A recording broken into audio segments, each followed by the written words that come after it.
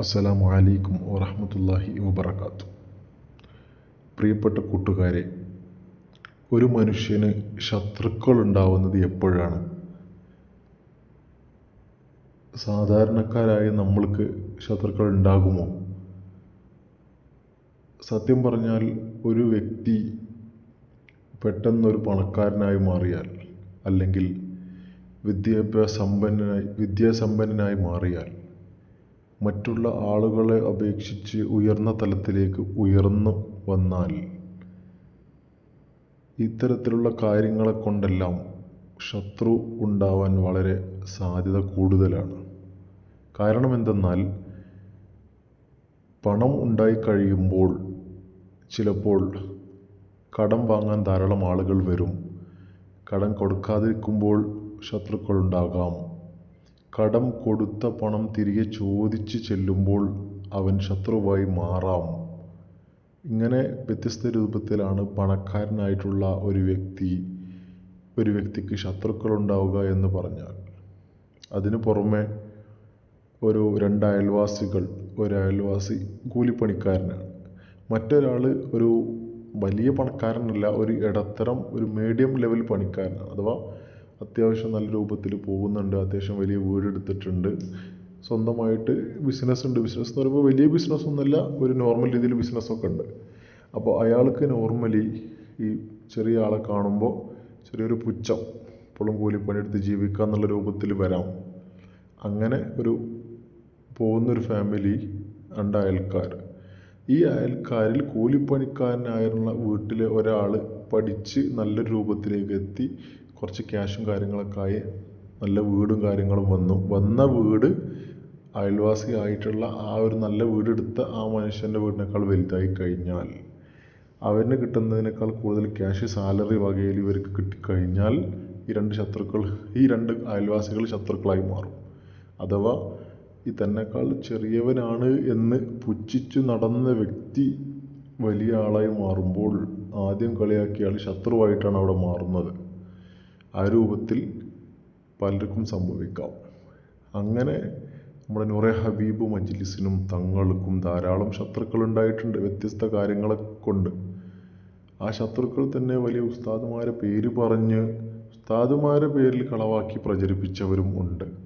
ഇപ്പോൾ അങ്ങനെ ഉണ്ടോ എന്നറിയില്ല. എന്നാലും മജ്ലിസ് ഇല്ലാതാവണമെന്ന് ഉദ്ദേശം വെക്കുന്ന ആളുകളുണ്ട് എന്നാണ് മനസ്സിലാവുന്നത്. എന്നിരുന്നാലും ഇന്നത്തെ നൂറെ ഹബീബ് മജ്ലിസിൻ്റെ തുടക്കത്തിൽ,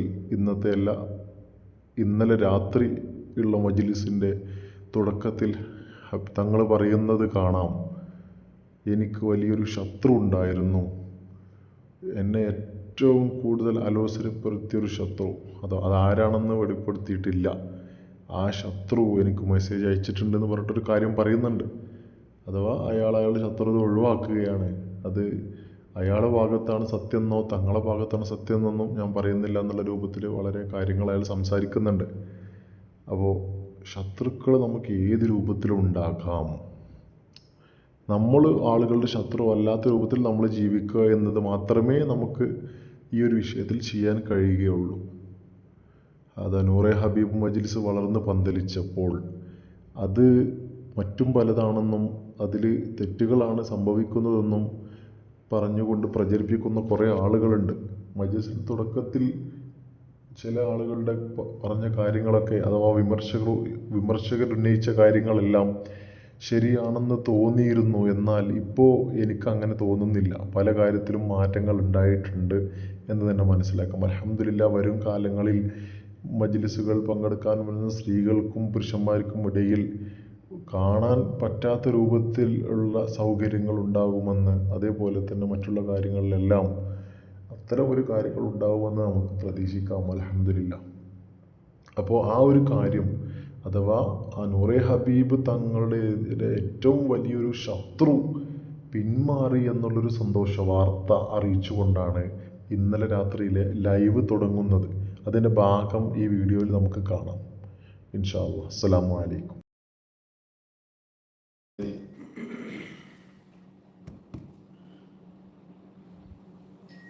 അസ്സലാമു അലൈക്കും വറഹ്മത്തുള്ളാഹി വബറകാതുഹു. വാലൈക്കും അസ്സലാം. അല്ലാഹ് നോക്കി നമ്മൾ കൂടെ പറഞ്ഞിട്ട്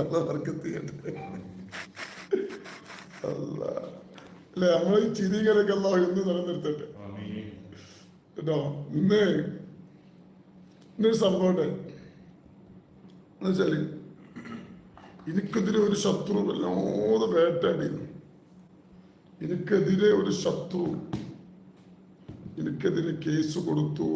ഇനി എങ്ങനെയൊക്കെ തമർത്താൻ കഴിയുമോ അങ്ങനെയൊക്കെ ശ്രമിച്ചു. അവസാനം എനിക്കൊരു മെസ്സേജ് വന്നു പുള്ളിന്റെ. നോക്കട്ടെ, അല്ലാഹു നല്ല കൽബ് കൊടുക്കട്ടെ. നിങ്ങളുമായിട്ടുള്ള എല്ലാ പ്രശ്നങ്ങളും ഞാൻ അവസാനിപ്പിച്ചിരിക്കുന്നു. എൻ്റെ ഭാഗത്ത് തെറ്റുണ്ടായോ ശരിയുണ്ടായോ എന്ന് ഞാൻ ന്യായീകരിക്കാനില്ല, വിശദീകരിക്കാനില്ല. പൂർണ്ണമായി ഒന്നിനും ഞാനില്ല. 100% എല്ലാം ഇവിടെ അവസാനിപ്പിച്ചു. അല്ലാഹു നല്ല കൽബ് കൊടുക്കട്ടെ. കുറെ നമ്മളെങ്ങനെ അല്ലേ നമുക്ക് റാഹത്തല്ലേ. പടച്ചോനെ അമ്മാന്റെ തലയിൽ തട്ടം കൊടുക്കല്ല റബ്ബേ. അങ്ങനെ തന്നെ മോളോട് പറയണോക്കെ തങ്ങോട്ട് കണ്ടത് ഞാൻ കണ്ടു. ബിസ്മില്ലാഹിർ റഹ്മാനിർ റഹീം. നമ്മള്